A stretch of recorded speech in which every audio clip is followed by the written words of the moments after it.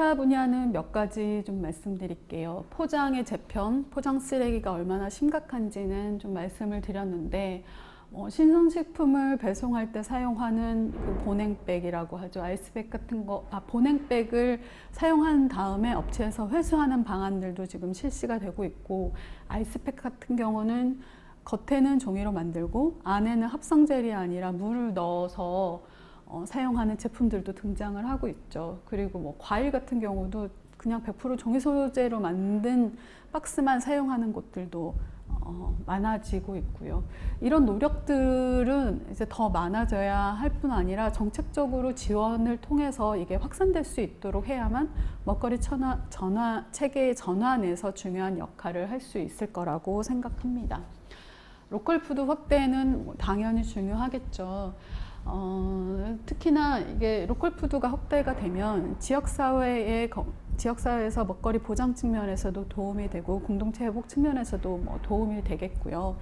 유통망이 사실 짧아지는 거기 때문에 음식 쓰레기가 줄어들 가능성이 더 많기 때문에 로컬 푸드의 장점이 발휘가 될 수 있을 것 같습니다. 육류세 같은 것도 한번 검토를 해볼 수 있을 것 같아요. 이제 외국에서도 지금 검토를 하고 있지만 육류를 줄이기 위한 다양한 방식 중에 하나라고 생각하시면 될 것 같고요. 텃밭 확대도 필요합니다. 도심의 이제 텃밭 같은 경우는 텃밭을 할 수 있는 땅을 확보하는 것처럼 사실 되게 정책적이고 정치적인 의제가 없는 것 같아요. 이 도심 속에서 어떻게 이 도시농업을 할 수 있는 땅을 만들 수 있을까? 중요한 문제인데 2010년부터 2019년까지 자료를 비교해 보면 우리나라의 도시 농업을 하는 면적은 한 104헥타르에서 1300헥타르까지 10배 정도 늘었고요. 참여 인원도 한 16배 정도 늘어서 지금은 한 242만 명 정도가 도시 농업을 곳곳에서 하고 있다고 합니다. 도시에 이렇게 텃밭이 많아지면 도시 열섬 현상도 줄일 수 있고, 그리고 생태계 보호도 할 수 있고 생물 다양성 보존에도 분명히 역할을 할 거기 때문에 기타로 들어가 있긴 하지만 저는 중요한 항목이라고 생각합니다. 서울시에서도 2010년, 2011년 이때 이제 도시농업의 해 원년 이런 것들을 선포를 하면서 정책적인 지원들을 하고 있고요. 서울처럼 이 대도시에서 도시농업을 할 수 있는 땅을 찾기가 정말 어렵기는 해요. 그래서 여러 가지 노력들도 하고 있고 자투리 땅이라도 어디서 할 수 있을까 이런 조사들도 이루어지고 있는데, 어떤 조사를 보니까 서울은 아무래도 이제 아파트에 거주하고 있는 시민들이 아주 많잖아요. 그래서 그런 아파트 안에서 텃밭을 할 수 있을지 이제 조사를 해봤다고 합니다. 실제로 가능한 지역도 있고 그렇지 않은 지역들도 있어요. 그런데 이제 현실적으로 그런 문제가 발생을 한대요.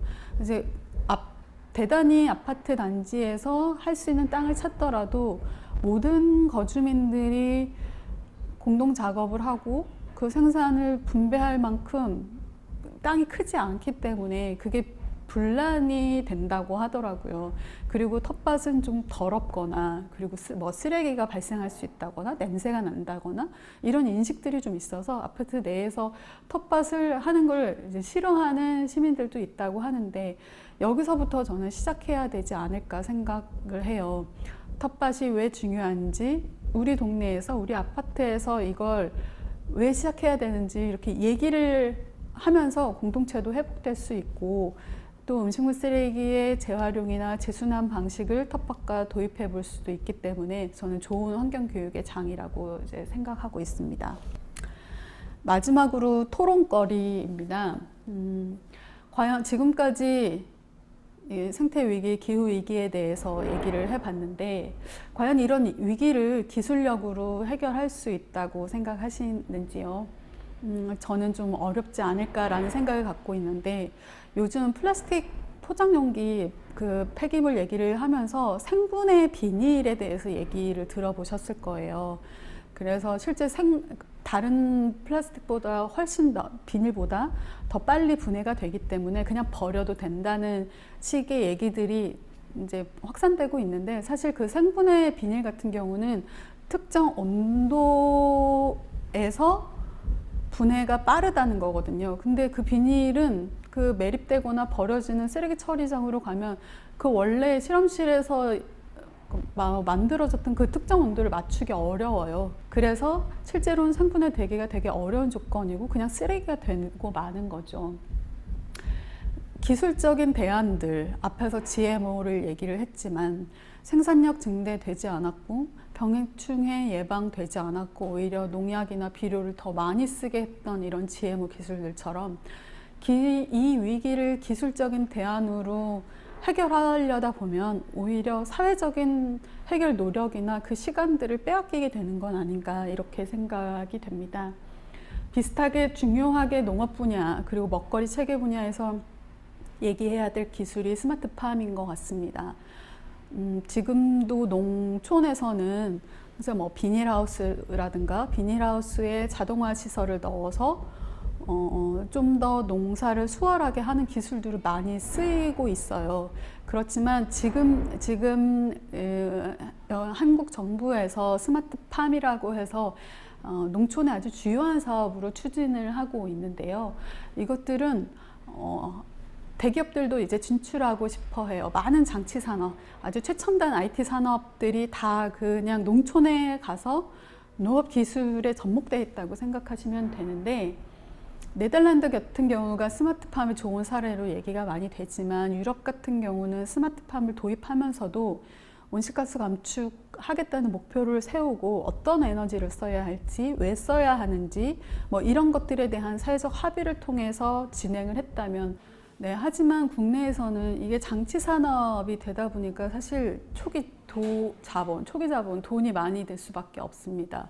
그래서 현재 농민들이 스마트팜에 얼마나 이제 접근할 수 있을지 의문이고요. 특히 이제 귀농 귀촌을 해서 새롭게 농사를 짓겠다는 청년 농부들에게는 너무 진입 장벽이 크기 때문에 과연 이게 농촌과 농업을 활성화시킬 수 있을까 하는 이제 의문을 갖게 합니다. 요즘 스마트팜은 또 하나 좀 새롭게 다가왔던 건 서울의 어느 지하철 역사에 한켠에 이제 빵을 판매하는 그런 곳처럼 식물을 재배를 해서 수경 재배를 해가지고 인공 조명을 쏘아서 야채들을 길러내서 그걸 판매하는, 샐러드로 판매하는 스마트팜 형태가 언론의 주목을 받은 적이 있었는데요. 이런 스마트팜은 왜 필요할까? 이런 고민도 한번 해보시면 좋을 것 같습니다. 우리가 그만큼 샐러드를 구입할 곳이 없나요? 혹은 우리가 흙 없이 그냥 수경 재배를 꼭 해야 하나요? 그리고 이런 것들이 이제 농촌과 농업에, 그리고 나의 먹거리 체계, 우리 지역 사회에는 어떤 영향을 줄지 이런 고민들을 해야 한다고 생각하고요. 그게 약간 철학의 문제가 아닐까 싶고, 지금 시대에 우리가 기술이 없어서 이 위기에 봉착한 것은 아니잖아요. 기술의 유무가 아니라 어떤 기술을 가질 건지 그 방향성이 중요하다고 생각합니다. 네, 마지막 사례 하나만 말씀드릴게요. 2017년에 푸에르토리코에서는 큰 허리케인 마리아라는 큰 허리케인 피해를 입었어요. 푸에르토리코는 미국 남부에 있는 조그만 섬 나라인데 미국의 식민지이기도 했습니다. 이곳은 사탕수수 플랜테이션 농장 위주로 하던 곳이었고 85%의 먹거리를 특히 미국에서 수입하던 지역이었습니다. 그런데 허리케인 마리아 피해를 입으니까 전 지역이 정전이 됐고 기반시설 항구도 이제 망가져가지고 배도 들어올 수 없는 거예요. 며칠 정전, 그리고 몇 달 동안에 이런 기반시설이 파괴된 상황에서 사람들은 먹고 살아야 했으니까 농민들이 생태농업에 주목하기 시작했습니다. 여기에 여성과 청년들이 많이 참여하면서 생태농업을 통해서 충분한 생산량, 그 먹거리의 생산량을 생산을 할 수 있었고 지역사회에도 이바지를 하게 된 거죠. 이렇게 생태농업으로, 플랜테이션 농업에서 생태농업으로 전환한 사례가 있는 반면에 베트남 같은 경우는 좀 안타까웠어요. 동남아시아의 쌀 주산지이기도 한 메콩강의 삼각지 지역에서 기후변화로 바닷물이 역류를 해서 쌀 생산량이 감소를 하니까 농민들이 이제 쌀 생산을 포기를 하고 쌀 농사를 포기를 하게 되는데 전환한 것이 새우 양식장입니다. 우리가 계속 공부했던 것처럼 새우 양식장에 망그로브 숲을 해치고 그 과정에서 온실가스 배출을 많이 하고 항생제를 쓰고 수질 오염시키고 이런 생태 위기를 가속화시키는 과정을 봤잖아요. 그래서 한편으론 이런 선택도 있다는 거죠. 기후변화를 경험하기 전과 후 분명히 같은 기후변화를 경험을 했는데 다른 선택을 할 수 있다. 우리도 마찬가지라고 생각합니다. 지금 위기를 극복할 수 있는 갈림길, 전환점에 와 있는데 어떤 선택을 할지는 우리에게 달려 있는 거고요. 서울 먹거리 시민학교에 오신 여러분, 먹거리 시민이 이제 되셨고 앞으로도 더 많이 활동을 하실 텐데 저는 먹거리 시민으로서 인식하고 말하는 게 아주 중요하다고 생각합니다. 이 사진은 미국의 한 심리학자가 매년 미국 시민들을 대상으로 해서 기후변화, 기후위기에 대해서 얼마나 심각하게 인식하고 있는지 조사를 계속 해왔어요. 2019년과 2020년을 비교해보면 당연히 이제 산불과 허리케인 피해를 입었기 때문에 미국 사람들에게도 기후변화 인식 정도가 아주 많이 올라갔다고 해요. 그런데 마지막 질문으로 이걸 던졌다고 합니다. 그래, 그러면 그렇게 위기감을 가진 기후변화에 대해서 친구들과 혹은 다른 사람들과 학교에서 토론을 하나요? 물었더니 2019년에 36%만 그렇다고 얘기를 했고 2020년에 오히려 1% 낮아진 35%가 그렇다고 얘기를 했습니다. 다른 기후변화에 대한 질문들은 다 이렇게 100% 가까이 갈수록 진한 빨간색이 되는데 지역에 따라서 빨간 지역들이 막 등장을 하는데 유독 이 질문에 대해서만 다 파란색이에요. 다 50%를 넘지 못하는 거죠. 그래서 사실 우리가 중요한 문제에 대해서는 주변 사람들과 막 얘기하고 싶잖아요. 우리가 중요하다고 생각하는 교육 문제, 사람들과 얘기 많이 하죠. 요즘은 워낙 이제 뭐 부동산 문제 중요하다고 생각하시는 분들 많으니까 그런 분들은 또 부동산 문제 주변 사람들과 얘기 많이 하지 않을까요?